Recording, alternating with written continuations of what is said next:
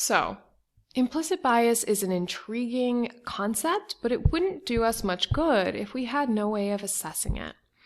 And it wasn't until the late 90s that we actually developed techniques that allowed us any kind of insight into people's more implicit feelings about different social groups.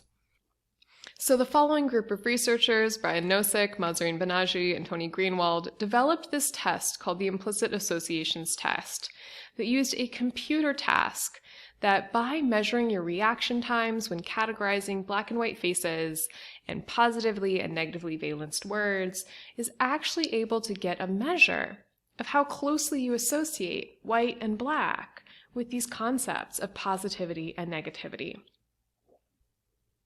So given all of this, you may or may not be surprised to learn that implicit attitudes are actually one of the areas of social psychology and stereotyping and prejudice research that have received the most attention over the last couple of decades. And it's not only researchers and scholars and academics who have been really interested in understanding implicit bias. You're also starting to see things like this. You're starting to see an explosion of suggestions that we offer implicit bias training in lots of different domains of life. So there's been a lot of interest in whether or not implicit bias can explain, for instance, police brutality and police violence against Blacks and Latinos in the United States. I'm sure you heard about this one-day training where Starbucks actually closed down all of its stores in order to offer a one-day intensive workshop on implicit bias. And even so in the legal case that was unfolding through this last summer and last fall about admissions policies at Harvard, arguing that they were discriminatory against Asian Americans, a judge actually offered as part of a recommendation that Harvard give its admissions officers implicit bias training, with the idea that potentially part of this seeming discrimination against different ethnic groups was rooted in implicit rather than explicit biases.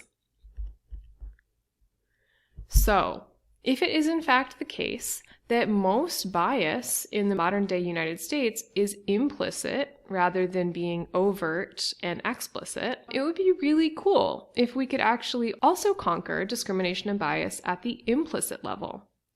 That might actually give us a shot at really sort of ameliorating racism or sexism.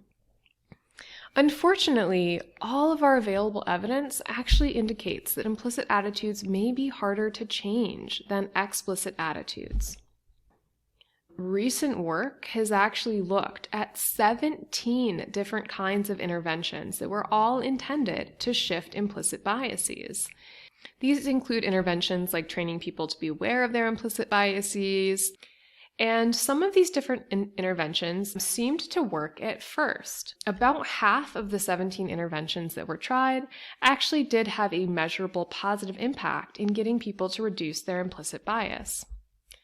But the same group of researchers, who you should note were headed up by Calvin Lai, who you actually saw interviewed in that New York Times short video, Calvin Lai got together a different group of researchers and tried to look at whether or not these interventions were effective over time. So tracking people a day after they got the intervention, a week after they got the intervention, a month after they got the intervention.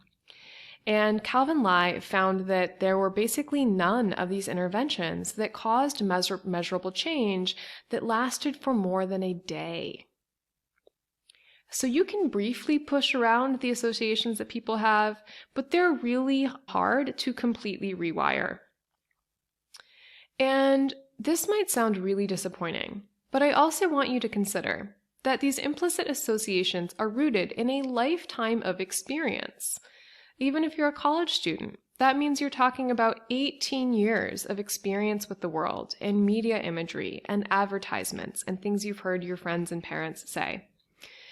And the idea that a one-day intervention could so radically change your associations that it undoes 18 years or 25 or 30 years of experience, it's just a little bit unlikely, right? Although implicit bias might have powerful influences, it may not be the best target for intervention. It may not be the best target for trying to actually improve prejudice and discrimination in everyday life.